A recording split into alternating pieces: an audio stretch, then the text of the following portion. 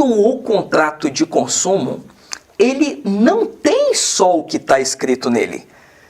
Todo tipo de panfleto, de documento pré-contratual, todo tipo de peça publicitária, de propaganda, enfim, qualquer coisa que o consumidor tenha recebido e que tenha contratado por causa daquilo, passa a integrar o contrato de consumo. Eu vou repetir.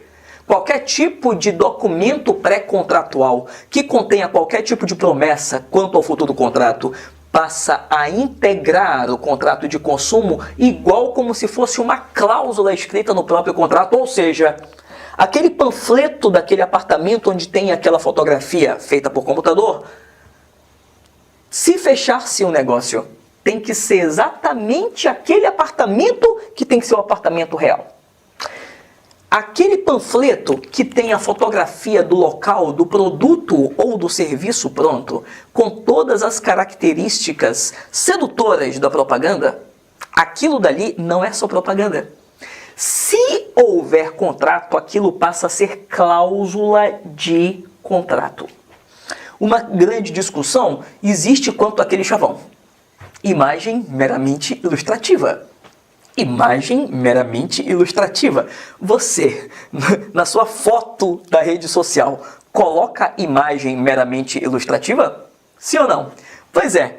Gente, não funciona. Imagem meramente ilustrativa é uma forma de burlar a lei. Entendeu? Não adianta depois o fornecedor querer dizer para o consumidor, não, mas não era isso. Isso aqui você não está lendo, isso é imagem meramente ilustrativa. Meramente ilustrativa é a cara de pau e o dolo de burlar a lei desse fornecedor, meu irmão. Então, ou não mostra a imagem, ou mostra a imagem real.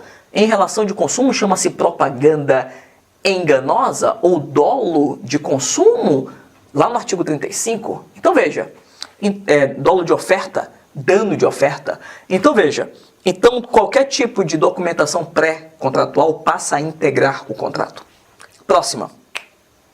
Se por um acaso houver um contrato de prestação de serviço, contratos de prestação de serviço em relação de consumo tem que ter duas regras a serem observadas. Duas. Primeiro, tem que ter prazo. Dois, tem que ter necessariamente orçamento. Então, o contrato de serviço tem que ter prazo e orçamento. De novo, prazo e orçamento. De novo, prazo e orçamento. O prazo para execução tem que constar já na oferta. E tem que constar no contrato também. A lei não fala qual é o prazo máximo e mínimo. E o orçamento também tem que ser pré-contratado. O orçamento, meu amigo, inclusive tem que ter prazo de validade. A lei não diz qual é o prazo obrigatório, diz que se não houver acordo é de 10 dias, mas pode ser qualquer prazo.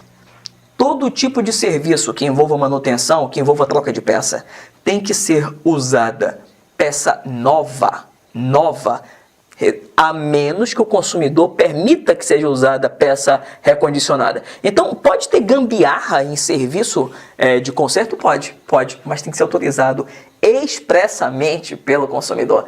Sempre que uma cláusula do contrato for nula, o contrato é bom.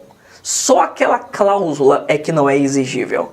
Mas enquanto se puder conservar, preservar, proteger a vontade das partes em contratar, que assim se faça. A princípio, a vontade das partes é livre, mas tem um rol de cláusulas que estão no artigo 51 do CDC, chamadas cláusulas abusivas. Essas cláusulas abusivas, elas são nulas, ou seja, têm defeito insanável.